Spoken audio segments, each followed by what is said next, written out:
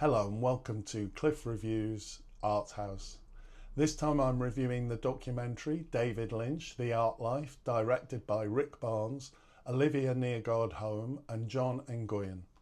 This documentary promises to reveal what it means to live the life of an artist, to live creatively, and moreover I was hoping it would give us an insight into David Lynch the artist. Overall, I was quite disappointed with it.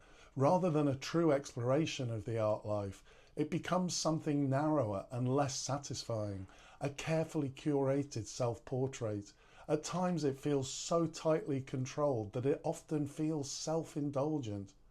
The film's structure is simple, over moody visuals of Lynch working in his studio, painting, sculpting, smoking pensively.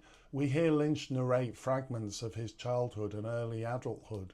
There are moments of genuine intrigue, the bloodied neighbour stumbling naked across the lawn, the woman dazedly walking down a suburban street, the collision between idyllic white picket fence suburbia and eruptions of horror. These stories resonate because they obviously seed the atmosphere of Blue Velvet, Twin Peaks and much of Lynch's later work. But such moments are rare. The bulk of the art life is a slow, sometimes monotonous recounting of childhood memories, moving houses, being shy, early friendships, pleasant enough, but emotionally thin. There isn't really any deep reflection on how these experiences forged Lynch's artistic vision. We're presented more with events, not with emotional insights. The central flaw is that the documentary remains almost entirely on the surface. We watch Lynch making art, but we never hear him discuss what drives him to create.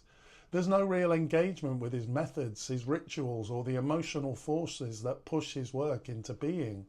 Lynch has always refused to explain the meanings of his films, rightly I think, but here he doesn't even reflect on the process of making art.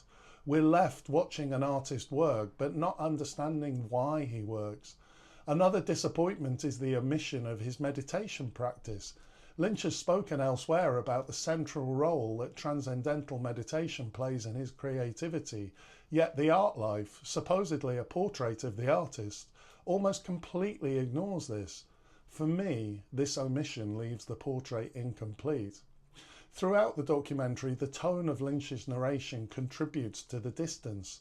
Rather than feeling like a natural conversation, it feels scripted, deliberate, careful, emotionally managed. We're not invited into his memories so much as presented with them, curated for effect. It is self-portraiture, but without risk, without real vulnerability. The most exciting moment of the film, and also kind of its most frustrating, comes when we see footage of Lynch on the set of Eraserhead. It's a tantalising glimpse, the artist immersed in the strange creation that would define his style.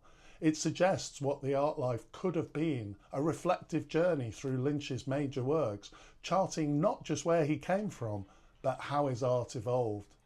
Instead, the film ends abruptly, just as Lynch's real career is beginning. It withholds the very thing most viewers, especially those who admire Lynch as an artist, would have found most illuminating.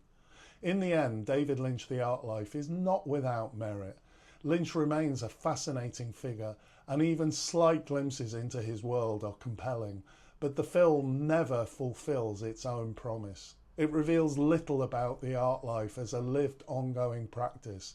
It presents memories, not methods, nostalgia, not process, fragments, not a full portrait. If you're a Lynch fan, it is worth watching, but I was disappointed overall. Thanks for watching, and I'll see you next time.